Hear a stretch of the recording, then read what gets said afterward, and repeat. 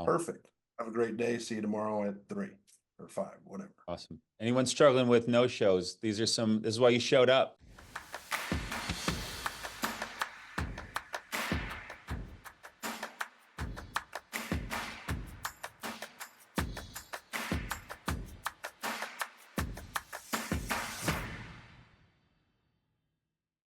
So, hello everybody. Grady Paulson here, Family First Life America. Beyond excited to have Shawn Simpson. Shawn, I feel it sick. I don't know what city are you coming to us from? Omaha, Nebraska, the Omaha, land of Nebraska. Buffett. Omaha, Nebraska. Okay. What is it? The Oracle of Omaha, right? So you're the IUL Oracle of Omaha. So we're gonna have to change the tagline. Shawn's a two-time Hall of Fame producer.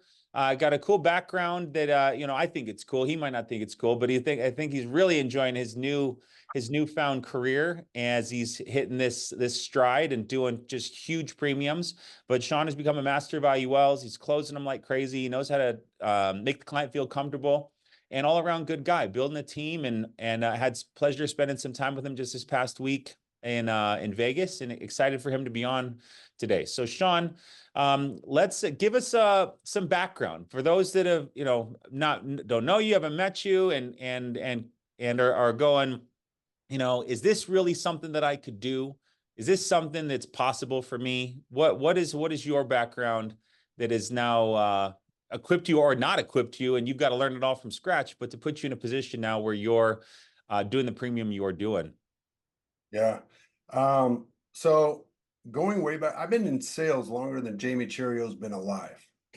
I just had to put that out there. Good. I started when I Good. was 16 years old, doing telemarketing, outbound sales. Then at about 19 years old, I got a job. Well, I didn't, I thought it was a job. Job was just over broke, but it was a sales position.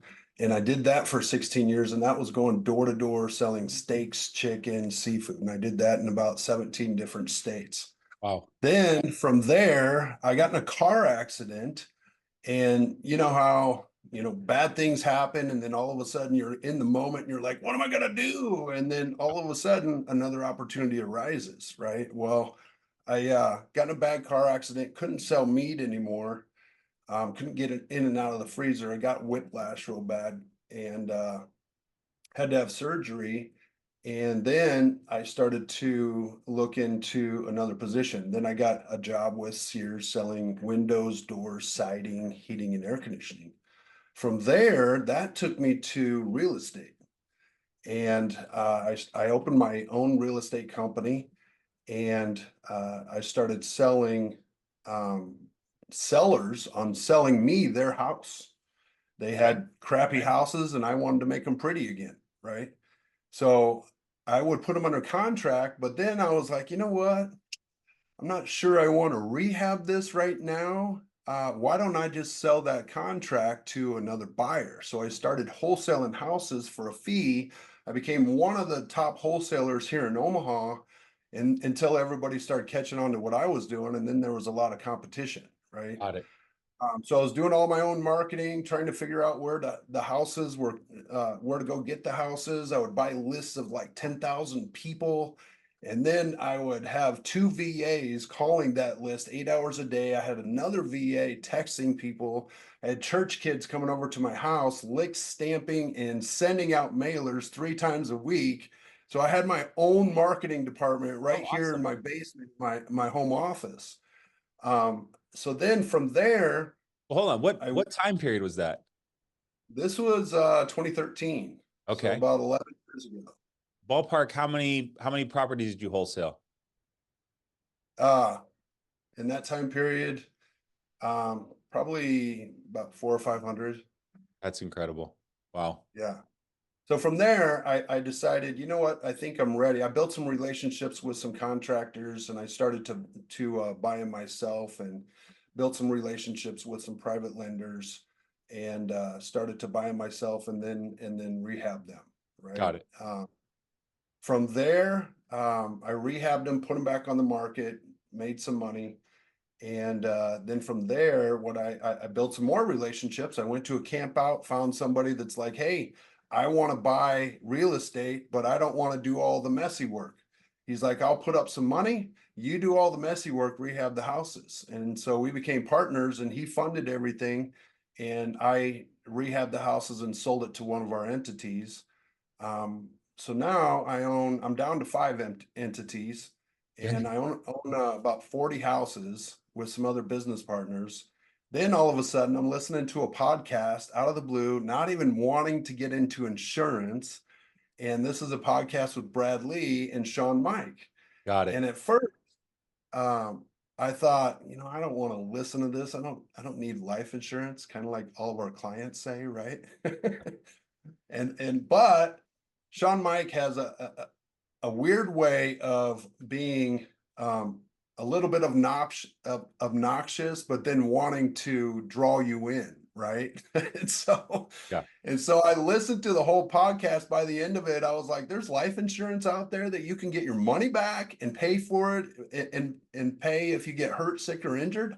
I can sell that. By the time I was done with the call, I was like, man, I need to go sell life insurance. Um, and then so then I was in the middle of building real estate and I was working 12 hours a day building real estate. And so I had to figure out, okay, if I'm going to do this is going to take time away from my family. I'm going to have to transition into another career. What would my ROI be for time on investment? I wasn't looking at the money because I knew that there was passive income in this business, right? And that was the main reason why I was doing it. I'm still young. I'm a little bit older than you, Grady, but I'm still young. Any bit. And Getting up there, man. yeah, I know, right? But I was looking at it as, another stream of income. Um, and so I talked to my wife about it. We prayed about it. I sat down with my family about it, and they were all on the same page. They were like, "Go for it if that's what you want to do." My son says, "If that's what you want to do, Dad, I got your back." And that really hit me. And so I went and got my license, flunked the test, got pissed off, and rescheduled it right away. I locked myself in the room, went through the pre-test 100 times, passed it the next time, and I'm like, I'm licensed. Um, and yeah, that's how I got here. Wow. And so you've been here 2 years now? Little over 2 years. I sold my first policy in February. I sold about 3 policies in the middle of February. Then I couldn't sell anything for like 2 weeks. And then in March, I was like, you know what? I just need to go out. I know how to do this, Shawn. You've been in sales forever, longer than Jamie Cheerio's been alive. And just go out and tell people what to do.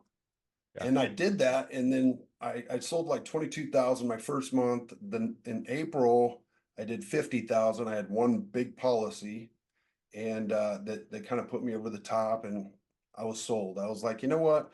I'm not working 6 hours a day. I'm gonna figure out a way to take my other business, put people in there so that I don't have to worry about that. I can just manage the people and I can focus on this business. Awesome. So that was 2022. Yeah. And what'd you end that year at? Hmm. I ended that year at 402. I hit Hall of Fame. It's awesome.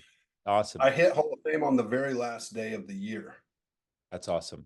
So then we go to 2023. So this past year, how did 2023 go?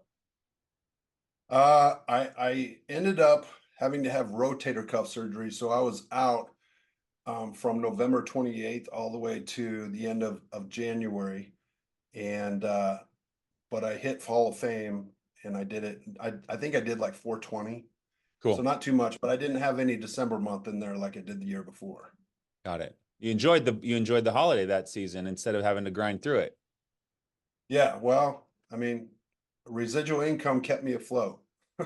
That's a beautiful thing. So, okay, and then now we're in this year and we'll jump in IULs, but let's talk about those first 2 years. What was the lead types you were running? I started off just like everybody else did. I didn't, if you're humble and hungry, you're going to listen to the people that are successful, right? And even though I've been in sales, there's still people that are better than me.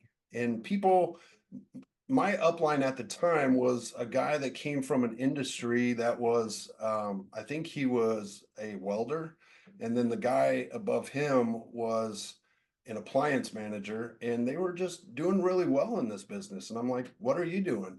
And so I bought the same leads. I bought internet leads, and I literally dialed all day. And I set appointments on Monday for Tuesday and Wednesday because I was running in-home at the time. And Thursday, I would buy a ton of leads because they just said buy leads on Monday, buy leads on Thursday, set a bunch of appointments, try to set 15 appointments on the next 2 days, and then run your appointments. And I said, well, what do I do when I get to my appointments? And they said, just ask the questions on the financial inventory and text me a picture of it, and I'll tell you what to write. And I'm like, okay, I'll do that, but that seems kind of weird, but I'll do it. And so I did that, and they said, okay, write Americo, write Aetna. And then I said, okay, what are the benefits of the policy so I can sell it? And they didn't even know. And so I just kind of winged it. Living benefits. If you die, they pay your family. And if you don't die, you get your money back. I mean, it's kind Yeah, of, my buddy would always go, listen, I Googled it. We're all going to die. So if you just understand, if you believe what Google says, then this is a good policy for your family, because at some point they're going to get a big check and you won't be here, sadly. But okay, so right. you're running all different things. Fast forward to now we're in 2024. At what point, end of 23, 24, when did you start getting into IULs? Um, I read a book called 10X is Easier Than 2X, and it really changed my life. Okay. Uh, because it basically laid out how by going for 10X, it's a lot easier because you're narrowing down all of the distractions that you would have by going for twice the number that you have. There, it goes into a lot more detail than I have time to explain right now. But I thought to myself, why am I not focusing on higher ticket items? And so I was off work because of my rotator cuff, and I just started studying and studying and studying because Netflix got old. Yeah. And I literally I literally started to learn what IULs did. If I didn't know the terminology, I Googled it. If I didn't know how to run an illustration, I Googled it. I went on YouTube, I Googled it. Well, YouTube did, I suppose. And then I would watch videos, and then I would draw up scenarios. I'd say, okay, what if I have a 55-year-old man that wants to retire at 65? You know, Got it. how would I draw that up? What if I have a 32-year-old guy that wants to pull out cash value when he's 40 to put a down payment on a house and then still retire at 65? What if I have somebody that has a kid that was just born, wants to fund their college education, not pay for it during the college education, take that 4 years off, and then pull money out to pay to supplement their college education, and then 4 years later start paying on it again so they can have a retirement. There's all kinds of complicated Wow. scenarios that I would run just to see what they would look like. And so that's kind of how I got into IULs.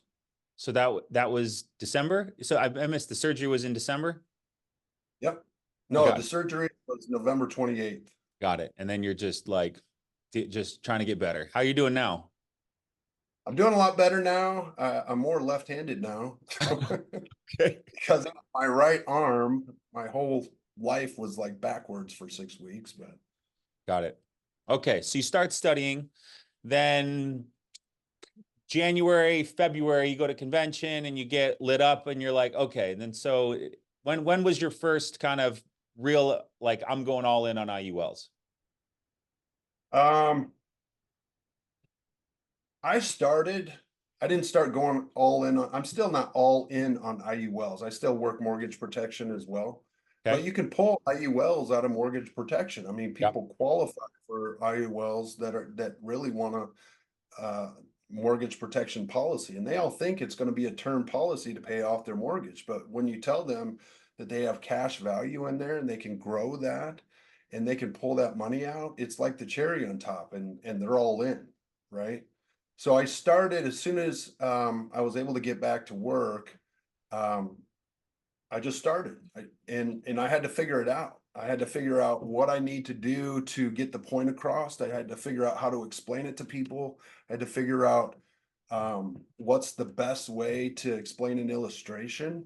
I had to figure all that stuff out. But nothing happens if you just sit there and wait. I mean, you can do all you want. It's like riding a bike. I can tell you how to ride a bike every day and all day, and I can tell you 50 ways to ride a bike. But until you get on there and fall off a few times, you're never going to learn how to ride a bike, Yeah. right? It's the same thing with anything that we do. So you have to take action. So now leads. What are you doing? Are you still buying a blend of leads of mortgage and IUL, or is one heavier than the other now? Yep, mortgage, IUL. I like to buy the cheap leads, the bronze, the silver mortgage leads. You know, sometimes if I need some appointments right away, I'll buy the higher end leads just to get some appointments right away. Um, and then I have a couple of dialers as well. You know, I don't recommend that for the new person, but wait till you get up there a little ways and start getting consistent, and then get a dialer, and they'll help you book appointments as well. So I mean, I have me dialing, and I have two other dialers. I have the CRM. And that's kind of what I use is mortgage, IUL leads. I buy Nitro leads, but the majority of my leads come out of the ILC. That's cool. I think, and even Clever Closers, they've got an IUL program now too. So there's all kinds of from Nitro to the ILC to there's a bunch of different ways to get clients, right? Mark Mead had a great line back in the day. He's like, just get good at getting leads, right? That's our responsibility is purchasing interest and putting ourselves in that position. Now, Yeah, from I tried the market game in real estate, and when I found out that FFL had leads, I was like, I am done with marketing. I got am it, done. I can just go buy. They can do all the marketing. I'm just buying the leads. That just buys more time. got it. And now, are you putting them into a CRM drip campaign immediately? Yeah, put them in a CRM. It's based off Go High Level, letting it drip on there, and then it's texting. It's emailing. And then when they text back, I just set an appointment. Which one do you use? Lead Champ Pro. Cool. Yeah, I've heard of that one. It's there's a bunch, but find one that resonates with you that works and that's what's cool about this business is there's you've got good people trying to just make it better and they make a small little bit, but they provide so much value. I mean, that's the goal of all software and tech is to alleviate problems, right? What is the line that convenience is the number one product in America, right? What is the most convenient way to get leads, get connected, get my business followed up with, and continue and build processes? Okay, Yeah. so now so let's talk about your day. Like what's a Shawn Simpson day like? You wake up with appointments because you've got dialers and a CRM. Are you doing some outbound on the new ones? Are you doing IUL? Are you doing like second call follow-ups? Like what's a typical Monday through Friday for Shawn Simpson? What would a new age how So, could a new agent model your work life situation? well, first of all, I use the morning to get my mind right. Okay. I work on myself physically, mentally, and spiritually. And I think that is a huge, huge play for everybody. And whoever, I mean, some people can go out there and just, wing it and go to work, right? But you got to clear your mind. You got to, I mean, things happen. I went door to door for so long. And there's days where you would just, want to go and drive the van off the hook, off the cliff, right? But and that's the way it is here. So I mean, the more you get your mind right, the easier the challenges will come. So the first thing I do when I wake up is my son and I we read scriptures. After that, he goes to school. Well, it's summertime. He doesn't go to school now, but after that, I go to the gym. I work out and I listen to something positive. I'm not listening to music. I'm listening to something positive. Whenever I'm driving, it's Automobile University. I'm listening to something that I can gain knowledge from that is going to help me do better throughout the day. And then I'm also working out so I can build myself physically as well, because that helps your mind, not just your body. So then when I come home after I shower and everything, I come downstairs and I just prepare my mind for what the day is going to come. I look at my schedule, I look at the things that I have to do, take a look at my emails, respond to them real quick. And I'm usually down in my office, usually, not every time, nothing's perfect, but usually about an hour before my first appointment so I can prepare. Because preparing it is a huge part of it. And then after that, I'm just running appointments, helping agents, and just going that route and going to my last appointment. And a lot of times my last appointment's at 9, 10 o'clock at night. Because you can then work back into California. Um, Yeah. Park, how many appointments a day or a week do you shoot for? And then obviously anything above that's a win. I usually try to get about 10 to 12 appointments a day. 10 to 12. And then what's show rate on those? Uh, it depends on the day. Average, if you look at it over a week, maybe about 50%. Okay. So, what do you do to keep it at 50% and above 10 to 30%? Like what are some steps that you've implemented with whatever it's CRM or texts or, pre credibility sheets? What do you do to kind of get it to that 50%? So nailing down the appointment is the most important thing. I think the appointment setting is the most important thing, out of even more important than a presentation, because if you don't nail down a master appointment setting, you're definitely not going to have enough presentations to even make any money. I mean, think about it this way. If you don't set an appointment, you don't have a presentation, Yeah. right? Then the second step is getting better at setting appointments and nailing down your appointments so that they'll show up. And the way you do that is through posture, right? Okay. They got to understand that you're a busy dude. They got to be on your schedule, not you on their schedule. And so once you and then you give them a couple of choices, right? Um, like I'm gonna just give you an example. Like I have a 4:30 or a 7 o'clock. Which one better fits you? It's not when are you available? It's I have a 4:30 or a 7 o'clock. Which better fits you? And then I have two phrases. Once we get the appointment, I nail it down with two phrases that work and bring up the show up ratio. And it kind of builds posture. It helps them understand that, I need to show up for this appointment. And that first phrase is, do me a favor, make sure to have a pen and paper handy, because I'm going to give you some more information that you're going to want to write down. And I tell them it that way on purpose, because that way they know, for one, to grab a pen and paper. If you have a pen and paper, you're definitely not going to be walking around. You're not going to be driving. People that have a pen and paper are sitting down at their desk, Yeah. right? On top of that, they know it's going to be important information. And then I tell them that they're going to want to write it down. I don't say, I'm going to give you some important information to write down. I say, I'm going to give you some important information that you're going to want to write down.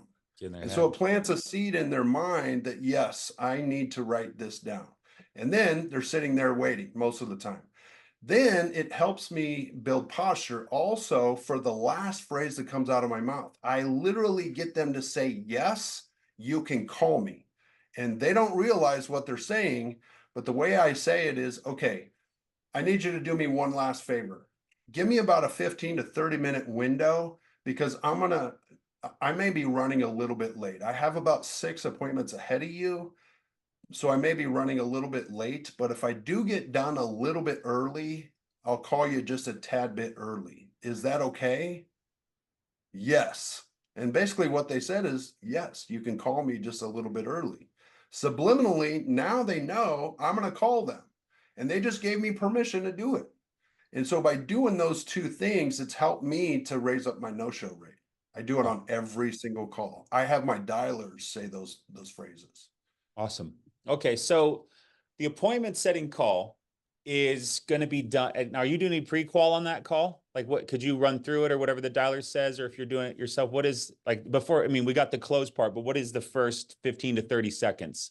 Hey, Of the John, call, of that pre-call, that first call. I just keep it super simple, super simple. The simpler it is, the better, the easier it is to set the appointment.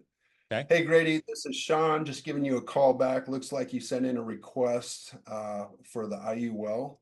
Okay. This is the Index Universal Life. Just calling to go over your options. Unfortunately, I can't do it right now. I'm in between appointments here. I'm just calling to set up a time to do that. What time do you normally get back in the door from work? Because if you don't say that, then they're going to say, how's 2 o'clock? And then they'll be at work, Got it. right? And then when they're at work, you got 5 minutes. Yeah. So I always say, what time do you usually get back in the door from work? And then they'll give me a time and I'll say, okay, the sweet spot is about 30 minutes after they come home from work. Because if you schedule it right when they say, I get in the door at 5, then they may be late. They're still messing around, taking a poop or doing whatever they're doing, right? Yeah. Duty I mean, calls. it's reality, right? Duty calls. Okay. Being real here. And then so the sweet spot is 30 minutes after that. And then and it gives me a chance to take it away. Well, I don't have a 5 o'clock. I do have a 5:30 though. Does that work for you and Betsy? Yes, it does. Okay, great. Do me a favor, please have a pen and paper handy because I'm going to go over some important information that you're definitely going to want to write down. And give me about a 15 to 30 minute window because because I may be running a little bit late. I got about 8 appointments ahead of you. If I do get done a little bit early, can I call you just a tad bit early? Yes, you can call me. Oh, Perfect. Have a great day. See you tomorrow at 3 or 5, whatever. awesome. Anyone struggling with no shows? This is why you showed up, right? So that's phenomenal, Shawn. Thank you.